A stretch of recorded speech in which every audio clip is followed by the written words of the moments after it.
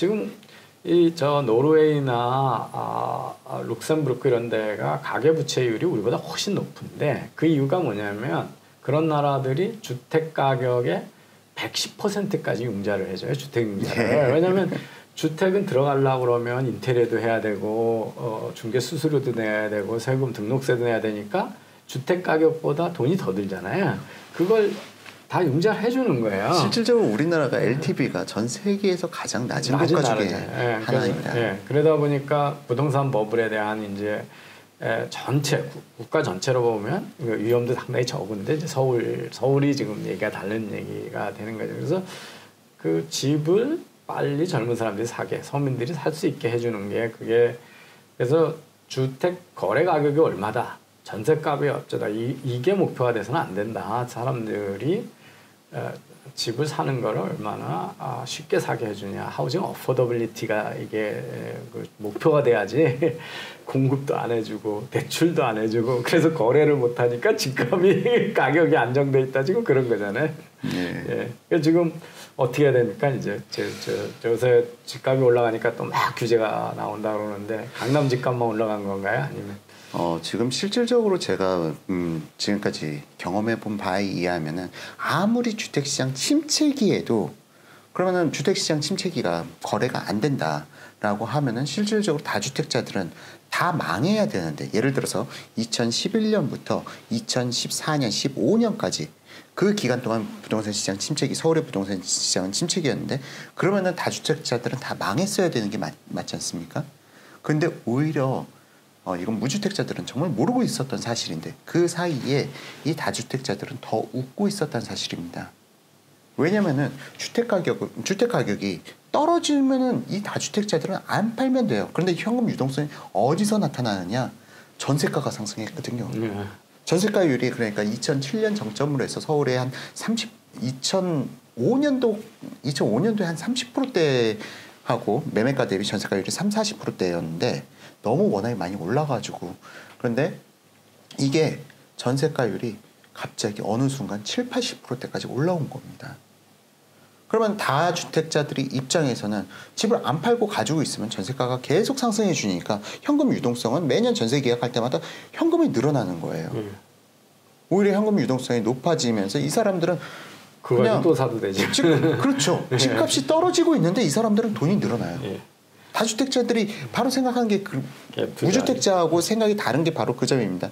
그래가지고 그 당시에 2012년, 뭐 14년, 16년 그렇게 전세 계약을 계속 갱신하면서 이 사람들은 그 당시 빌딩을 사고 오히려 현금 유동성이 늘어나가지고 은행 대출 다 갚고 그런 상황이 만들어졌던 거죠. 그리고 나서 2015년부터 주택 가격이 다시 상승하기 시작했는데 이거는 상승한 게 어쩔 수 없이 상승할 수밖에 없었던 거예요. 폭발할 수밖에 없었던 거예요. 2015년부터 그 당시 전세가율이 서울의 70-80%대 아파트들이. 그래서 저도 그 얘기 많이 했어요. 그 전에 주택 가격이 안 오르고 전세금만 계속 올라갔기 때문에 그래서 그 2016년, 15년 그때 보면 곧 한 2년 사이에만 해도 그 구입량이 확 늘었거든요. 그러니까 확 느니까 대출 많이 받게 되고 뭐 그래서 그거는 시장의 뭐 당연한 그 반응이고 거기다가 이제 금리는 계속 낮아졌고 통화량은 팽창이 됐고 이제 그런 거죠. 근데 지금도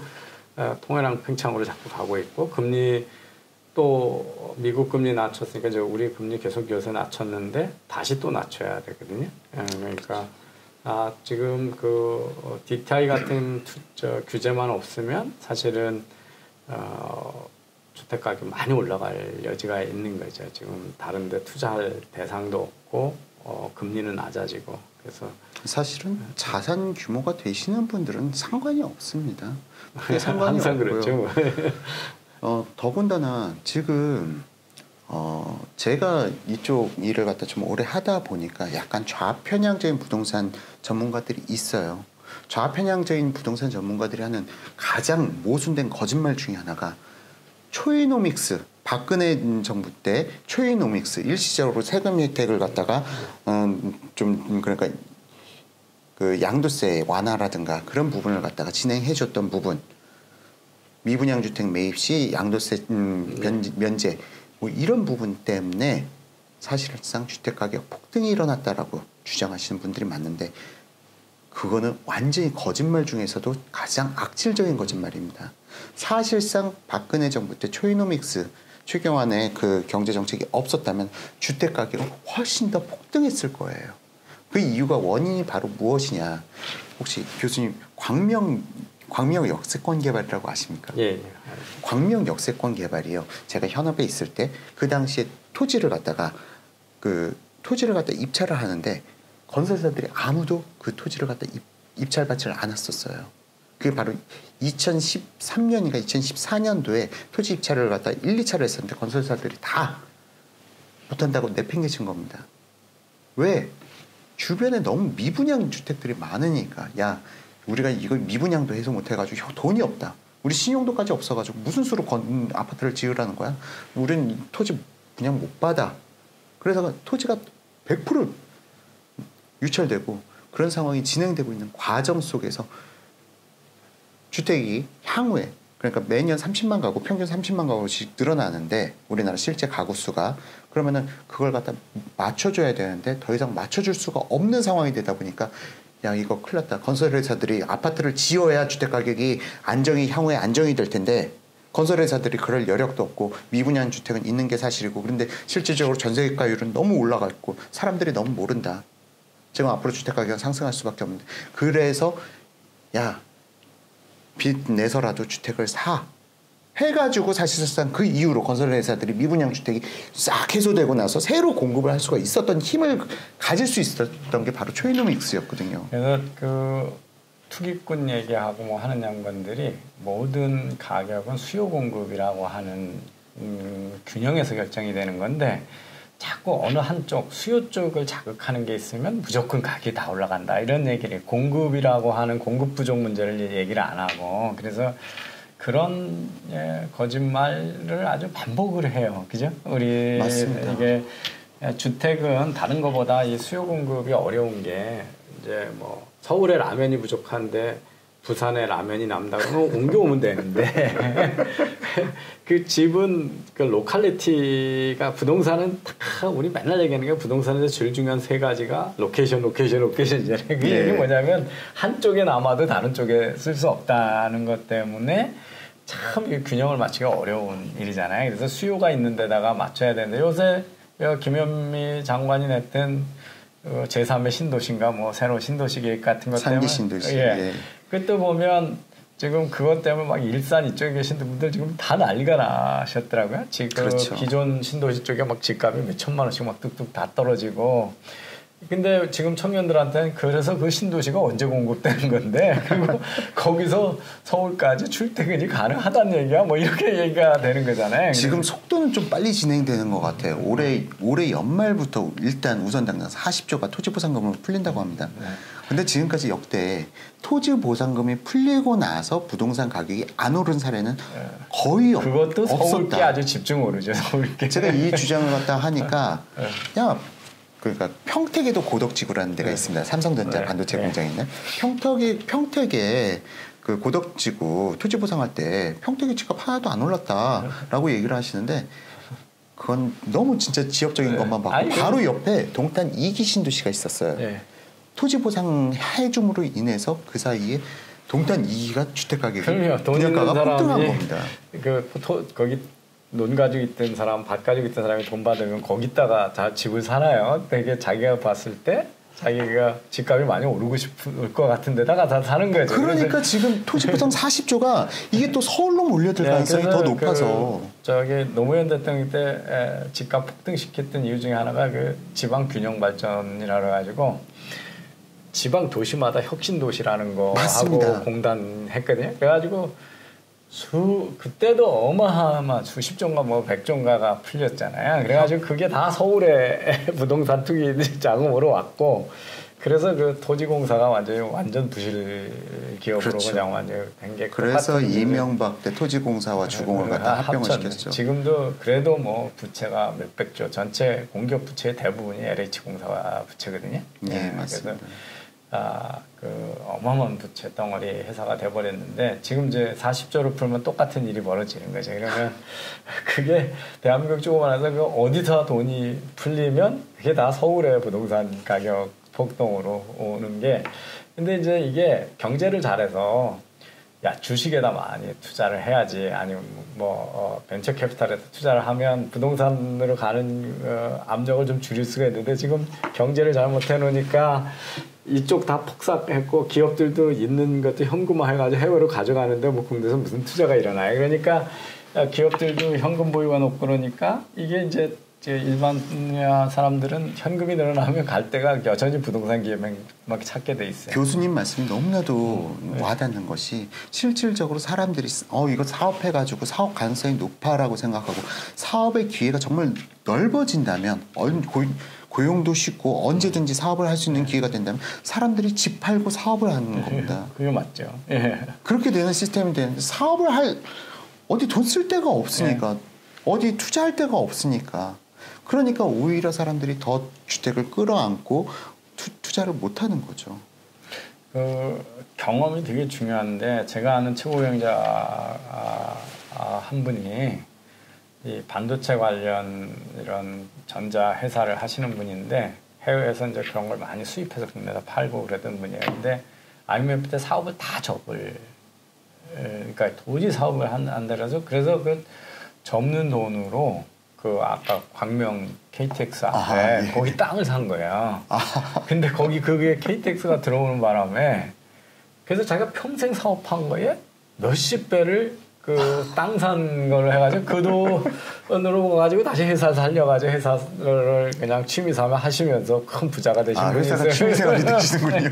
부자가 되신 분이 있어요. 그러니까 우리나라에서 그런 경험 때문이라도 돈 있는 분들이 부동산 투자에 대한 의지가 되게 높은죠. 수요가 높습니다. 지금 그 상황은 그래서 부동산의 가격 압력, 특히 서울의 부동산 가격 압력이 높아지고 있다는 데는 이제 다 동의를 지금 하고 있는데 지금 현재 많이 올라가고 있나요?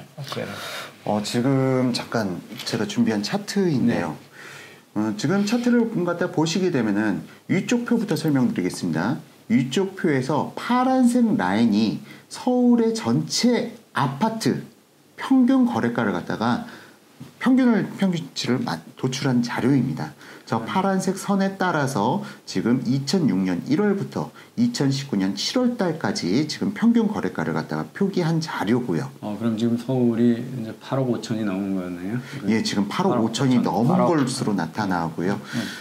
지금 아직 7월 달에 거래량이 전부 다 집계된 건 아닙니다. 실거래 신고 의무기일 60일의 갭으로 인해서 저 지금 파란색 선도 사실은 6월 달보다 더 높아질 가능성도 높습니다. 7월이 아직 확정적인 부분은 아니고요. 보시게 되면 파란색 선이 등락이 상당히 높게 나타나죠. 등락이 상당히 높게 나타나는데 사실 문제는 저 파란색 선에 약간 오류가 있습니다. 통계적 오류가 있습니다. 예를 들어서 주택시장이 전체적으로 하락기를 갖다 맞이하고 있는데 강남의 거래량이 늘었다라고 하면은 저 차트에서는 가격이 상승한 것으로 나타날 수밖에 없죠. 거래되니까. 그리고 강북의 거래량이 줄고 그런 현상이면은 오히려 주택 가격은 하락세인데 차트가 올라가게 되는.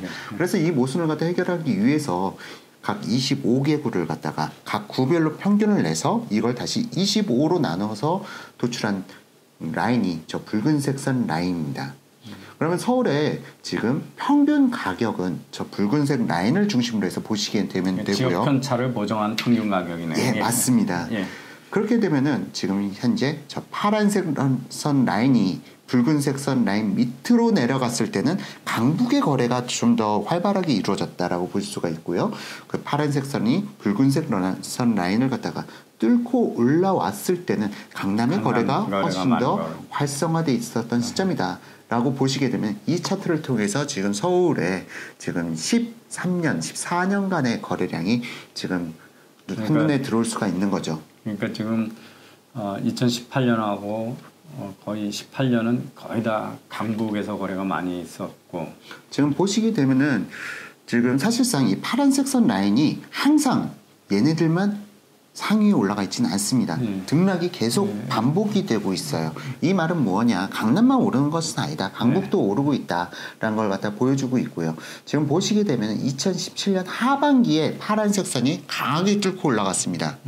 지금 2017년 하반기 7, 8, 9, 10 이 시점에 파란색 선이 강하게 뚫고 올랐는데 그 시점이 바로 강남이 강세 주도해서 상승을 갖다 불러일으킨 시점이고요. 그리고 바로 2017년 하반기 정부의 강력한 부동산 대책, 파리 부동산 대책이 발생되고 나서 잠깐 주춤했지만 2018년에는 바로 7월달 작년에 급등이 강북에서 주도한 폭등이었던 겁니다. 붉은색 라인이 파란색 라인을 앞지르고 있죠.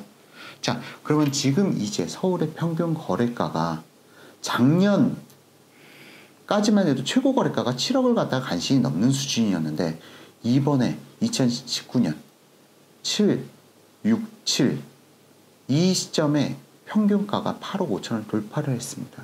5월달, 6월달. 그럼 이번 정부 시작할 때 대충 평균이 5억 부근이었는데 지금 8억 간 거예요. 그죠? 그렇죠. 지금 현 정부가 들어서고 나서 폭등폭이 가장 높게 나타나는 겁니다. 그러네요. 역대 없이 많이 올려놓은 거네요. 그렇죠. 네. 그래놓고 강남 집값 잡았다고 저렇게. 강남 집값을 잡지 못했습니다. 지금 강남 주도로 폭등이 발생되고 있고요. 저 올리는 원인 중에 하나도 그런 면에서도 그 자사고 폐지하고 이런 것도 아주 바보 같은 짓인 것 같아요. 그렇습니다. 그러니까 옛날에 그 파락군 그 폭등 원인이 이제 좋은 학군 때문에 그렇고 학원도 그렇지만 거기 있는 학교들이 좋아서 그렇다 그래가지고 자사고를 할 때 배경 중에 하나도 사실은 그 압력을 좀 분산하자 그랬던 건데 그게 바로 이명박 정부 때 너무 사람들이 교육열에 몰려 있으니까 자사고를 만들어서 교육을 갖다가 다른 쪽으로 분산시키자. 그래서 강남에 과소유를 만드는 건데 제가 그쪽 그 집을 우연히 그쪽에 갖고 있는데 그래서 그 학년 초가 되면 이제 다 몰리잖아요. 그 낡은 아파트인데도 불구하고 거기에 있는 학교 중학교 무슨 아파트인지 바로 떠올랐는데 여기서 언급은 안 하겠습니다. 그런데 그걸 다시 자사고를 다 폐지한다 그러니까 그럼 다시 파락군으로 가야 되는 거죠. 뭐 학원 좋은 데로 가고 학교 좋은 데로 가야 되고 그래서 그것도 그런 것도 보면 이번 정부가 기억력이 없어요. 기억력이. 그러니까 과거에 왜 어떤 정책이 쓰여졌는지에 대해서 완전히 정말 치매 정부예요. 이게 기억력이 너무 없어서. 저도 사실은 교수님과 비슷한 생각을 했다가 최근에 생각을 바꾸기 시작하게 됐습니다. 알고 저러는 건가요? 김수현 씨가 그분도 부동산 책을 갖다가 3-4권 썼죠. 2-3권 쓰셨나? 그분의 저서 중에 이런 대목이 나옵니다. 사람들이 주택을 구매할수록 주택 소유자가 될수록 이 사람의 정치 성향이 보수화되더라. 그걸 알고 일부러 이런 정책을 집 없는 사람을 많이 만든 게 아예 주택 가격을 폭등시켜가지고 집 없는 사람들은 아예 평생 임차인으로 살게 만들려는 정말 무서운 전략이 아닐까라는 생각까지 들더라고요. 예, 노무현 대통령 때 그럼 그 집 팔아가지고 강부로 가면 돈 많이 남다, 막 세금 내고도 많이 남다, 또 그런 이상한 소리까지 하셨었거든요. 노무현 대통령이. 그래서 세금을 내기 위해서 보유세를 높이면 세금을 내기 위해서 집을 팔고 강북에 가서 살아. 그러니까 재산을 줄여서 가라는 얘기잖아요. 그래서 그걸 한나라의 대통령이 평생 쌓아왔던 것들을 세금을 내기 위해서 세금을 올렸으니까 강남에 못 살아니까 양도차익 내고도 그거 가지고 강북 가면은 싼 집 사고도 몇 억 남는다. 뭐 이런 얘기를 해서 그 논리도 참 어떻게 대통령이 저런 얘기를 하나 그랬는데 그 논리를 따르면 점점 외국처럼 되는 거죠. 부자가 사는 동네하고 가난한 사람 동네가 확 구분이 되는 거죠. 그러니까 부자 동네는 가난한 사람은 이제 절대 옛날에 우리나라 그 주택 추첨으로다가 막 이게 하다 보니까 별 큰 소득이 없는 사람도 막 강남에 그 집으로 살고 거기 평생 있다 보니까 어떻게 해서 그 부자가 되신 분들이 꽤 있고 또 제가 이제 대학 다닐 때인데요. 처음 이제 현대아파트 분양 때도 다 미분양이요. 압구정 현대아파트 미분양이었어요. 그래가지고 예, 맞습니다.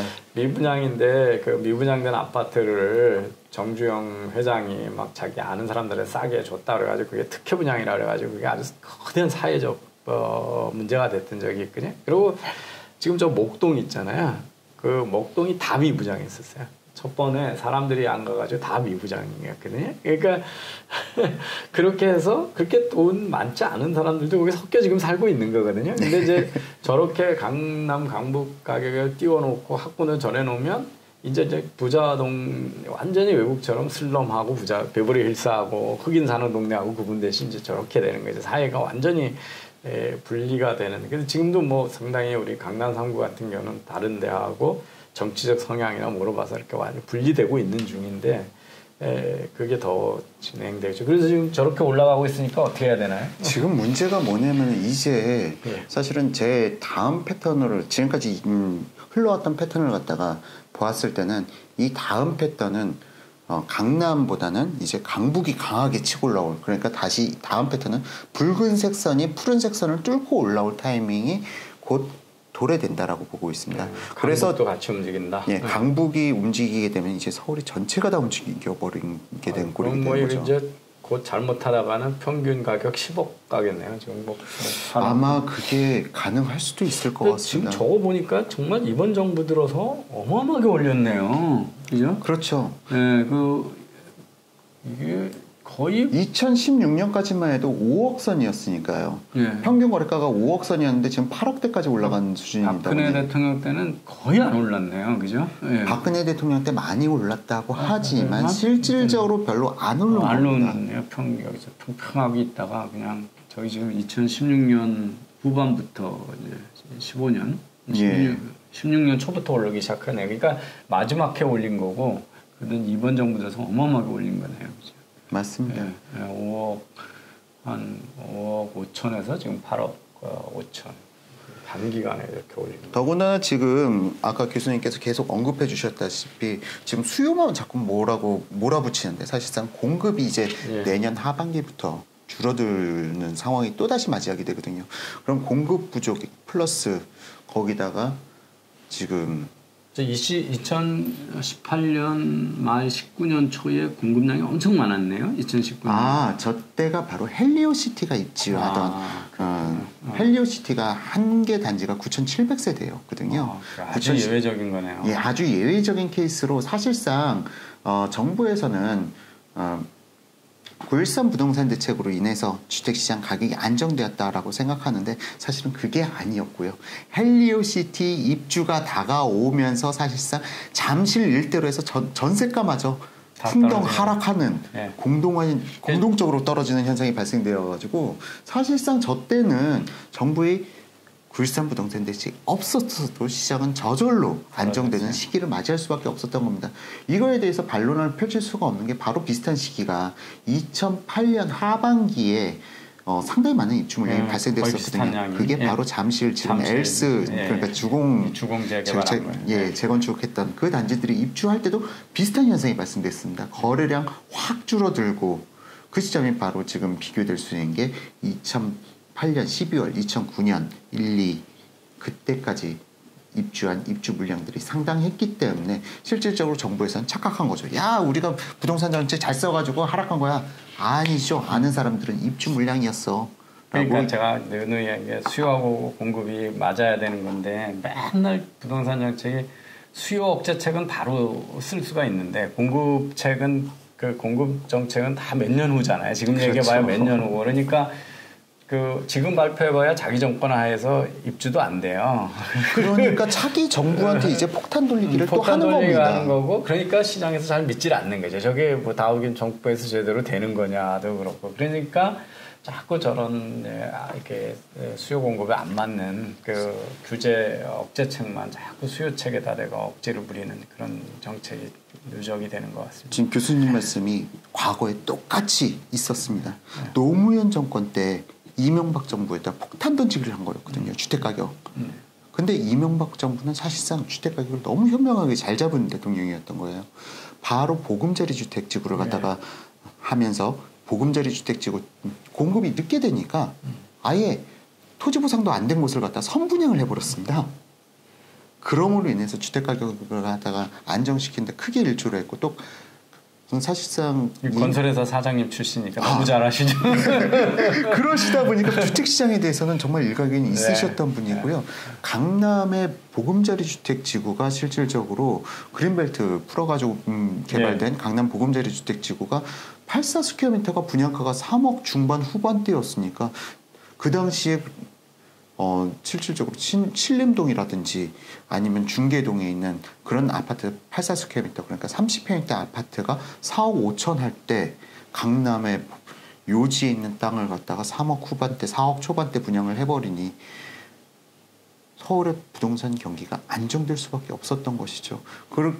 그래가지고 사실상 이명박 대통령은 부동산 가격을 폭등시키려는 대통령이 아니었어요. 오히려 잡으려고 했던 대통령이었는데 사람들은 완전 정반대로 생각하더라고요. 노무현 대통령 때 그 수요에 대한 억제책도 그렇고 아까 지방에 토지 보상금 풀어가지고 서울로 다 몰리게 하고 뭐 여러 가지 실수를 많이 했는데 젊은 친구들은 전부 모든 부동산의 폭등은 부자들 위주로 한 보수 정권이 일으키고 자기들은 값을 낳는다라고 하는 이 겨우 시장 원리 모르는 그 우매한 대통령들이 벌이는 우매한 짓에 대해서 이해를 못하니까 자꾸 그러고 있고 이번 정부 역대에서 가장 그 우매한 반시장 정책을 쓰니까 가장 이제 뭐 당연히 여기에 지금 그려주신 차트가 명확히 보여주네요. 그러니까 가격이 저렇게 급등을 하고 있으니. 예. 지금 본원 통화량을 갖다가 제가 통계를 갖다가 2002년부터 해서 쭉 본원 통화량 증가량을 갖다 봤더니 바로 노무현 정부 때 한번 100억 이상이 갑자기 확 늘어난 시점이 100조. 바로 100조 죄송합니다. 100조 이상이 확 늘어난 시점이 바로 그때 토지 보상이 이루어지는 시점이었는데 그러면서 사람들이 이야기하기를 야 봐봐 이때 주택 가격이 오른 게 아니라 이전부터 올랐잖아 하고 또 그 좌측에 계신 부동산 전문가들은 얘기하는데 사실상 그 돈이 풀린다는 소문이 나기 한 1, 2년 전부터 은행 지점장들이 거기 가가지고 유지들한테 돈 빌려주고 제발 우리 돈 빌려가 주세요 하면서 보상금 받을 거 다 아는데 왜 안 빌리지? 그러면서 그때 그 토지주들이 다 외주차로 바꾸고 대출 받아가지고 아파트 사기 시작하고 그랬기 때문에 토지 보상 시점 그 실질적으로 그 유동성이 늘어난 시점에 대해서는 부정할 수가 없을 것 같습니다. 그러니까 이 정부 들어서 이제 세 번째 정기 예산을 잡는데 400조로 시작을 해가지고 지금 540조 뭐 이렇게 520조 내년 예산이 그렇게 되잖아요. 그러니까 연간 한 4, 50조씩 늘리는 거거든요.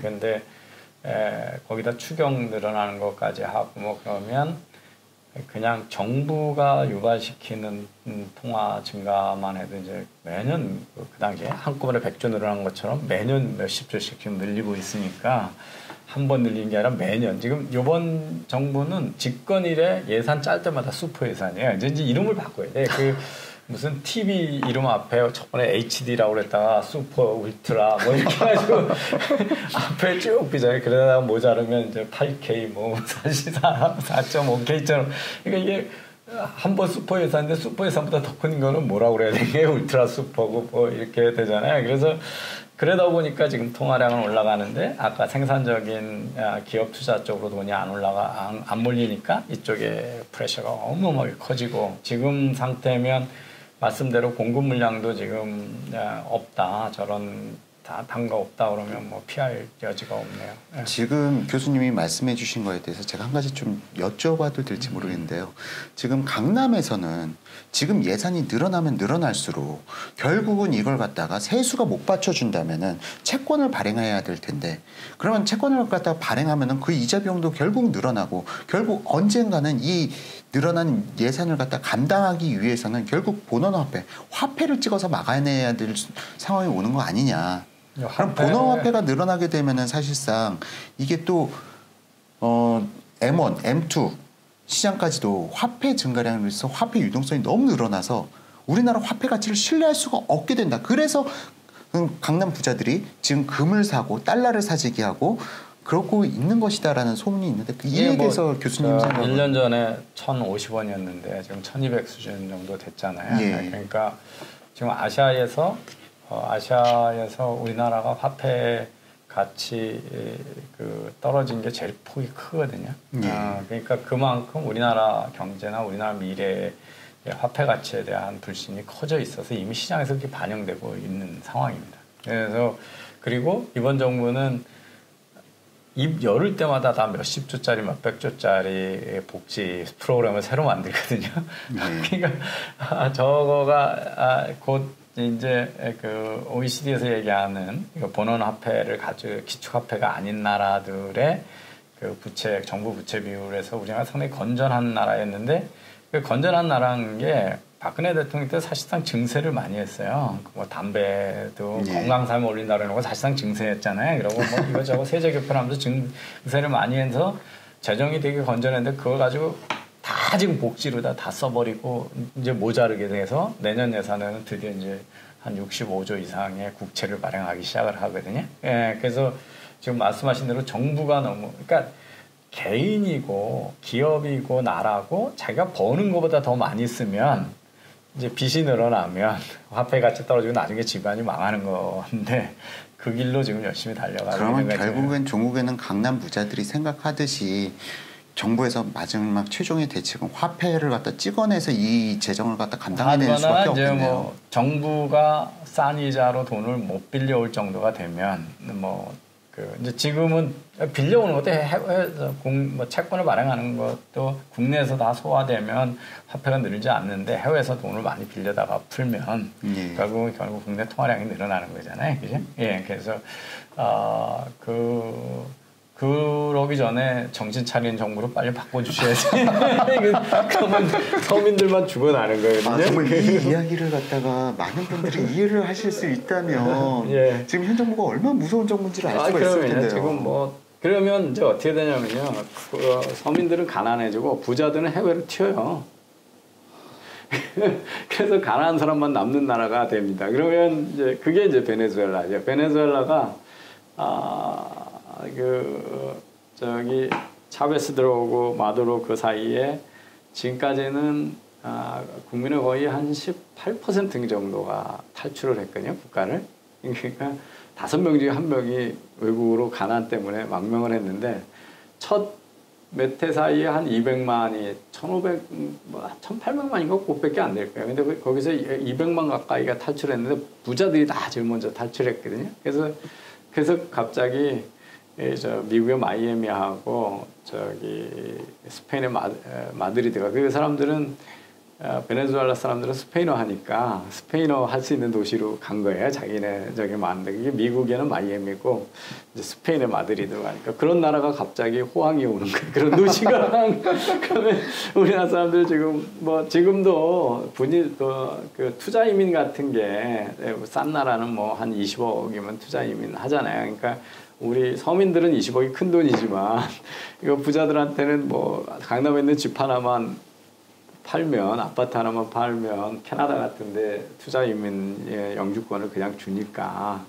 그러니까 재산을 옮기고 안전한 나라로 가고 이런 일이 벌어지는 거죠. 지금도 사실은 부자들이 벌써 그렇게 탈한국을 많이 하고 있습니다. 예. 교수님 말씀 듣다 보니까 이미 2018년 최저임금 인상 그 부분 2017년도 그렇고요. 최저임금 인상이 타격으로 우리나라 중소기업, 제조업들이 많이 해외로 이탈되었는데 그리고 이제 이때는 자본만 갔지 이젠 몸만 가면 되는 거지 않습니까? 투자 여건은 다 만들어졌고. 근데 이번 정부가 또 얼마 전에 엊그제도 보니까 이제 벌금도 부자들한테는 더 같은 교통 위반을 해도 이제 유럽에 그런 나라도 있어요. 그러니까 보통 과속했다고 경찰한테 스피딩 티켓 받으면 보통 사람이 5만 원이면 부자는 200만 원 막 이렇게 하거든요. 우리나라도 그 제도 도입한다고 그러거든요. 그 제도 도입하고 그래서 부자들을 점점 못 사게 굴면 이제 점점 더 그런 일이 가속화되죠. 부자를 대우를 해줘야 되는 우리나라 문화가 너무 좀 이상한 문화. 다른 나라는 그래서 부자들 모시려고 애를 쓰고 있고 그래서 성공한 대표적인 케이스가 이제 트럼프 대통령이 그런 건데 우린 지금 완전히 이념적으로 정말 반동이에요. 다른 나라 반대로를 지금 열심히 가고 있으니까 참 걱정이죠. 부동산 얘기 자세한 우리 저 시청자들이 궁금한 게 많을 텐데 오늘 시간 이제 여기서